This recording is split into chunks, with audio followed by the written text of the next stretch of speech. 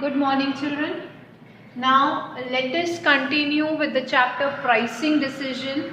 That is how the prices are set for a product. This is the second P of marketing mix. The very first was the product, and the rest two are the place and the promotion.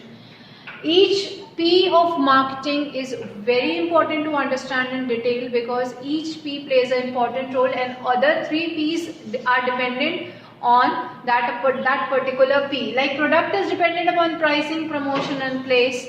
Pricing is dependent upon product, promotion and place. Then the other twos are also dependent on the rest of the two. So now children, yesterday we learned about what basically a pricing is. We started the chapter yesterday. Pricing क्या होता है? Pricing को decide करते time there are certain components which are to be kept in mind. Then क्या objectives है pricing set करने के, क्या इंपॉर्टेंस है, ये सब हमने कल डिस्कस किया था. Today we will be discussing about the factors affecting pricing, कि कौन कौन से फैक्टर्स हैं जो एक प्रोडक्ट के प्राइसेस को सेट करने में अफेक्ट करते हैं, एक प्रोडक्ट के प्राइसिंग को सेट करने के लिए इंपॉर्टेंट रोल प्ले करते हैं.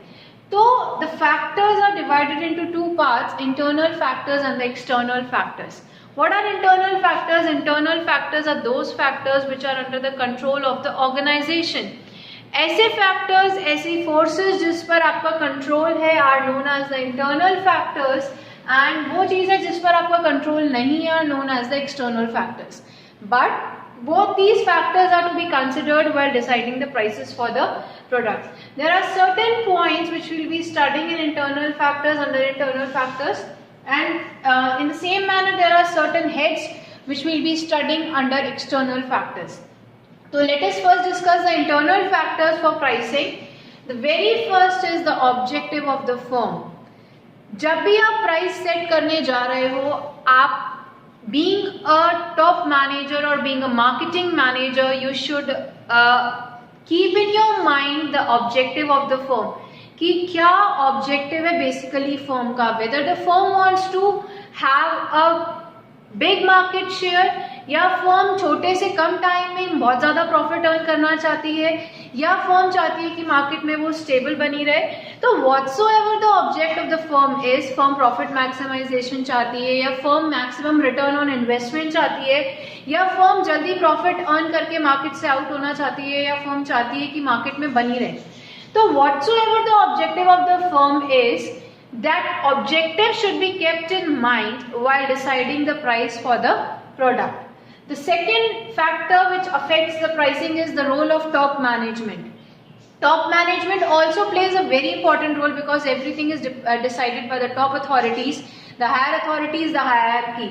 So this is the responsibility of the marketing manager to discuss each and everything with the top officials की आप ये कॉस्ट है प्रोडक्ट की, इस अकॉर्डिंग आप प्राइसेस को सेट कर सकते हो, being by keeping the objective of the firm in the mind. तो role of top management is also very important while deciding the prices for the product, because अगर आप बीइंग अ मार्केटिंग मैनेजर आपने set कर दिया and you have not consulted the top management, तो हो सकता है कि टॉप मैनेजमेंट आपकी पॉलिसीज पर, आपकी स्ट्रैटेजीज पर ऑब्जेक्ट करे. तो it is better, before deciding the prices, you should consult the top management, top managers as being the marketing manager of the firm. Next is the cost of the product. अब cost क्या आ रही है? This is the very important factor. Cost आपकी क्या आ रही है? जो cost of production है वो क्या है? It should be kept in mind while deciding the prices for the product. आप cost को ध्यान में रखते हो किसी भी product के price को set करने से पहले. Then product differentiation. If you are providing, suppose if your cost of production is high, then you can set the high prices, and if the cost of production is low, cost of production कैसे निकालते हो? The quantum of production से, जितना production आप कर रहे हो उसको आप total cost से जब divide करते हो तो आपकी per unit cost आती है children. So if you are doing production on the large scale, so you can keep your prices low, but you are doing the production on a very low scale, then the prices should be high. Then the next is product differentiation. Product differentiation is different. क्या different है आपके product में? If you are providing anything which is different from the market, which is different from your competitors, और आपको लगता है कि the public, the customer will accept this differentiation, then you can easily set the high prices for your products. मतलब अगर आप कुछ भी अलग दे रहे हो, मार्केट से हटके दे रहे हो, तो आप ज्यादा प्राइसेस चार्ज कर सकते हो.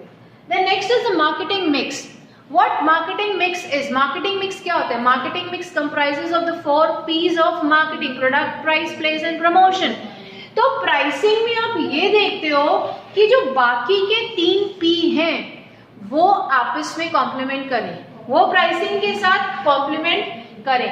दैट मीन्स जो बाकी की कॉस्टिंग आ रही है बाकी के 3 पीस पर, वो कॉस्टिंग आपकी जो है प्राइसिंग से कवर होनी चाहिए.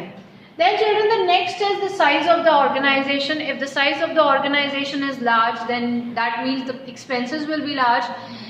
But if the production is also large, then the prices low prices can be set and the vice versa can be there. That means the pricing also depends upon the size of the organization. Next is the location of your organization. आप देखते हो जो vegetable vendors होते हैं, generic products की मैं बात कर रही हूँ. Generic products are those products in the last chapter we have already studied जिनका कोई ब्रांड नहीं होता. तो इफ जेनेरिक प्रोडक्ट्स हैं जिनका कोई ब्रांड नहीं है, वेजिटेबल वेंडर्स हैं, if you are going to a good locality, they are going to a posh area, तो वो उस तरीके से सेल करते हैं. But if they are going to a area which is like a slum area और anything else, then they sell the things in that way. तो आपकी जो लोकेशन है जहां पर आप सेल करोगे, that also matters a lot. Means if you are selling the things in the urban areas, you can sell the things at the high prices, but if you are selling the things in the rural areas, you have to sell them at the low prices. So location also matters. Like आप देखते हो जो भी fruit vendors होते हैं, अगर उन्होंने अशोक नगर में अपनी शॉप लगा रखी है, that means they are selling on मनचाहा रेट्स they sell. बट अगर आप वहीं जाओ देखो कि जो चौक के वेंडर्स हैं, या तो वहां पर रेट का there is a vast difference. तो लोकेशन का फर्क पड़ता है. Next is the nature of the product. Product का नेचर कैसा है? अगर प्रोडक्ट का नेचर ऐसा है कि गुड्स बहुत जल्दी खराब हो जाने वाले हैं, पेरिशेबल नेचर के हैं, तो prices should be set low. But if the goods are of non perishable nature, durable nature के हैं, तो आप उस अकॉर्डिंग चीजों को कंसिडर करके, अदर फैक्टर्स को कंसिडर करके you can set the prices. And the last is the promotion expenses.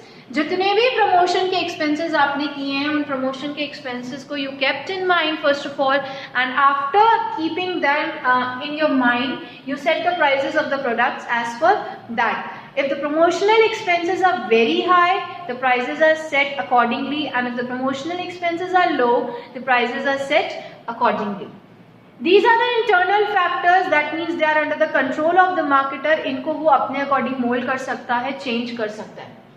But there are certain external factors, and external factors are those factors which are not in the control, which are out of the control of the marketer, जिस पर marketer का कोई control नहीं है. वो prevailing है condition market में, तो आपको उसको एज इट इज एक्सेप्ट करना पड़ेगा. You can not change that particular situation into your favour. The very first factor is the demand for the product. If the demand for the product is inelastic in nature, children, inelastic means कि prices कितने भी बढ़ जाए, product की demand change नहीं होती. Like if I talk about salt, if I talk about tomato, if I talk about potato, if I talk about onion, if I talk about sugar, ये ऐसे प्रोडक्ट्स हैं जिनकी डिमांड इनइलास्टिक नेचर की है. That means prices कितने भी change हो जाएं, बट इनकी डिमांड चेंज नहीं होती. तो if you are selling the products of inelastic nature, then you can set high prices. But if the goods are of elastic nature, if the demand is elastic in nature, then you have to set the prices at a low level. So demand plays a very important role in setting the prices for the product. Then children, the second factor is the buyer's behavior. कभी कभी क्या होता है, किसी customer को आपके product की आदत हो जाती है. आप जाते हो, अगर आपको किसी प्रोडक्ट की आदत है, if you are using a deo of a particular brand, और आप शॉप पे गए, आपको वो नहीं मिला, तो आप वो नहीं लेकर आते, कुछ और नहीं लेते, because you can not compromise. आप वेट कर लेते हो, आप शॉपकीपर को बोलते हो I will come after 2 days and I will purchase. Girls काजल लेने जाती हैं, उनको वो ब्रांड का नहीं मिलता, what they do, they come back, हम कॉम्प्रोमाइज नहीं करेंगे, एलर्जी हो जाएगी आईज में, आईज खराब हो जाएंगी. तो बायर बिहेवियर पे भी आपकी प्राइसिंग स्ट्रैटेजी डिपेंड करती है children. If the customer is habitual buy your product, you can set high prices. क्या है, Lakme is also giving the same kajal which Blue Heaven is giving. Only there is a brand, only there is a habit for the product. That's why there is a price discrimination between the brand provided by the Lakme and the Blue Heaven. Then competition in the market. बहुत बड़ा role play करते हैं आपके competitor. Same product अगर आपके competitor L18 का काजल बहुत कम rate पे आता है, लैक्मे का काजल बहुत ज्यादा आता है स्मज फ्री, तो कंपटीशन मैटर्स अ लॉट. तो आपको क्या करना पड़ता है, if you have to be in the market, if you want to stand in the market, you have to fight the competition and keeping the competition in mind, you have to set the prices for your product. तो competition को भी आपको ध्यान में रखना पड़ता है. Then the next factor is कि आपको रॉ मटेरियल किस रेट पे सप्लाई हुए हैं, आपके जो सप्लायर्स हैं वो आपको क्या दे रहे हैं, whether they are giving you the discounts, whether they are giving you the credit facilities, whether आप उनको एडवांस पेमेंट दे के रॉ मटेरियल्स खरीद रहे हो. ये सब फैक्टर्स आपको ध्यान रखने पड़ते हैं प्राइजेस को सेट करने में. अगर आप एडवांस दे के रॉ मटेरियल्स खरीद रहे हो तो आप हाई प्राइजेस सेट करोगे, पर अगर आपको क्रेडिट फैसिलिटी मिल रही है पीछे से तो आप लो प्राइजेस भी सेट कर सकते हो कि आपको पीछे बाद में पेमेंट करना है. Then your economic condition, market में क्या कंडीशन प्रेवेलेंट है इस टाइम पे. There is a total slump in the market. आप देखो, आपने कभी नहीं सुना होगा कि the onions are selling at a rate of ₹10 per kg. It's a very low price just because of the market condition. Market condition ऐसी है, स्लम है. जब मार्केट में इन्फ्लेशन होता है, इन्फ्लेशन मीन्स महंगाई होती है, when the value of money is low and prices are high, तो उस टाइम पर आप अपने प्रोडक्ट्स की कमोडिटीज के प्राइसेस को हाई कर सकते हो. But when there is a bearish trend जो अभी चल रहा है, उस टाइम पर you have to keep the prices at a low rate.